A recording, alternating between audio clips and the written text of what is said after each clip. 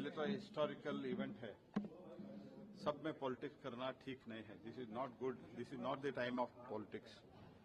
This is after almost more than a century, a historical thing is happening.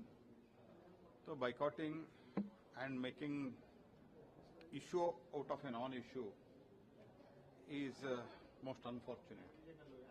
I once again appeal them to reconsider their decision and kindly join in this historical function.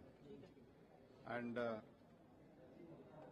मैं सभी से आग्रह करता हूं, reconsider करके आप कृपया हाजिर हो जाइए. सर वो कह रहे हैं राष्ट्रपति का अपमान है इसलिए हम ये नहीं तो जा रहे. आप बिल्कुल देखते हैं कि ठीक नहीं पॉलिटिक्स है. के कारण है. ये बिल्कुल ठीक नहीं है. स्पीकर साहब कस्टोडियन ऑफ द पार्लियामेंट होता है. कभी भी स्पीकर साहब ने प्रधानमंत्री जी को इनवाइट किया है और इसके